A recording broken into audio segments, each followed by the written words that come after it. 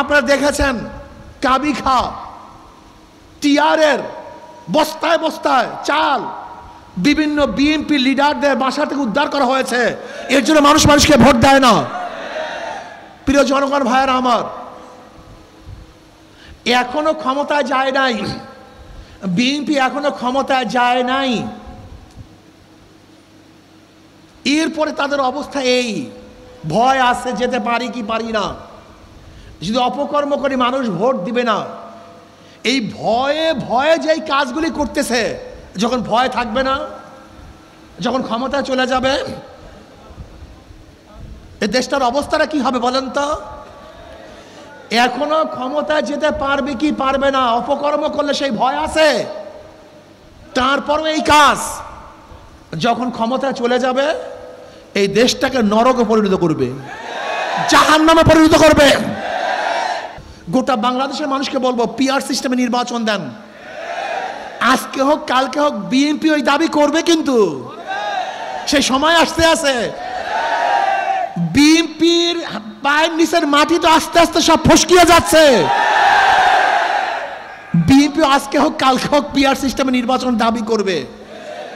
আর আমি বিশ্বাস করি সাংবাদিকরা লিখে রাখেন, ভুলবেন না, আজকে তারিখ দিয়ে লিখে রাখবেন। ইনশাআল্লাহ বাংলাদেশের যেই সেই জায়গায় যেখানে যেখানে ইসলামী দলের শক্তিশালী প্রার্থী থাকবে, প্রত্যেক জায়গায় ইসলামের বাহিরের শক্তি হারবে হারবে হারবে। ডক্টর ইউনূস সাহেবকে বলবো, কোন একদিকে ঝুঁকে যাবেন না। আপনার মতো শিক্ষিত ভদ্রলোক যেই কাজ করেছেন এটা ঠিক করেন নাই, আমরা সহ্য করেছি। কোন এক ব্যক্তির সাথে বৈঠক করে একা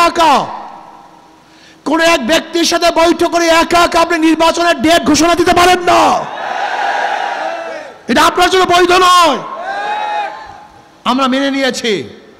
ভেবেছেন অমুক দল ক্ষমতায় আসবে, যদি আপনিও নিরপেক্ষ না থাকেন মানুষ কার উপরে আস্থা রাখবে?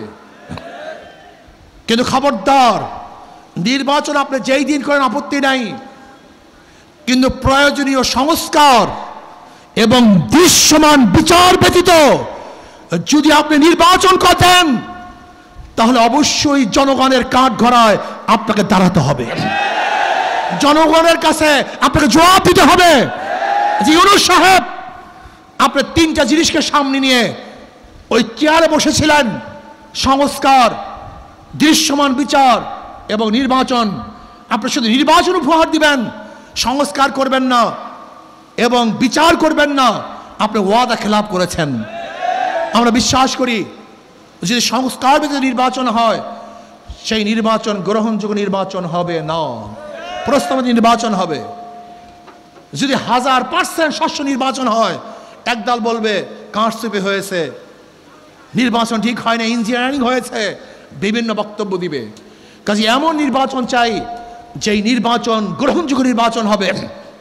নির্বাচন কমিশন সাহেব আপনি কি বলেছেন? পিআর সিস্টেম সংবিধানে নাই। আপনি নিজেকে সংবিধানে আছেন? আপনি নিজেও তো সংবিধানে নাই। আপনি কি জানেন যে সরকার ফল করার 3 মাসের মধ্যে নির্বাচন দিতে হবে, এটা সংবিধান। আর আপনি তো 3 মাসের পরে বসছেন, আপনার তো বৈধতা নাই। এই সংবিধান আপনাকেই তো বৈধতা দেয় না। আর আপনি বলছেন সংবিধানে নাই, আমরা বলবো আপনিও সংবিধানে নেই।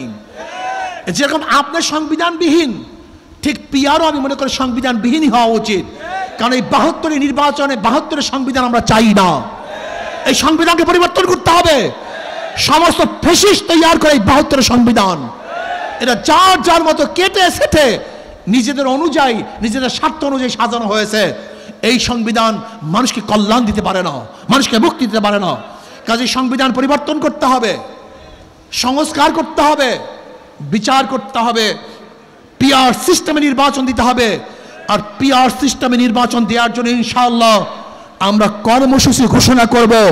অবশ্যই অন্তর্বর্তী সরকার পিআর সিস্টেমে নির্বাচন দিতে বাধ্য হবে ইনশাআল্লাহ। আর যারা বলে পিআর বুঝি না, খায় না, মাথায় দেয়, ওদের রাজনীতি করার কোনো অধিকার নাই। একটা পিআর সিস্টেমে নির্বাচন হবে কি হবে না সেটা ভিন্ন কথা, কিন্তু একজন রাজনীতিবিদ যদি বলে আমি বুঝি না, তাহলে তার রাজনীতি করার কোনো অধিকার নেই। এই 53 বছর পর্যন্ত বিভিন্ন মানুষদেরকে, বিভিন্ন দলদেরকে ক্ষমতায় নিয়েছেন, বারবার পরীক্ষা করেছেন, ওরা বারবার ফেল করেছে। আমি অনুরোধ করব, আগামী নির্বাচনে শুধু ইসলামকে পরীক্ষা করুন, একটা বার পরীক্ষা করুন। যদি ফেল করে, জীবনে আপনাদের কাছে আর আসবো না। একটা বার পরীক্ষা করুন, শুধু একটা বার। হাত জোর করে অনুরোধ করছি, ইসলামকে শুধু একটা বার পরীক্ষা করুন। থাকবেন না, জিতবেন। থাকবেন না, অবশ্যই জিতবেন ইনশাআল্লাহ। ইসলামের পক্ষে শক্তি, ইসলামের বিপক্ষে শক্তি। ভারতের পক্ষে শক্তি, ভারতের বিপক্ষে শক্তি। আগামী নির্বাচন হবে ইসলামের পক্ষে, ইসলামের বিপক্ষে। ভারতের পক্ষে, ভারতের বিপক্ষে। আর আগামী নির্বাচনে জিতবে কারা? যারা ইসলামের পক্ষে, ভারতের বিপক্ষে, তারাই জিতবে ইনশাআল্লাহ।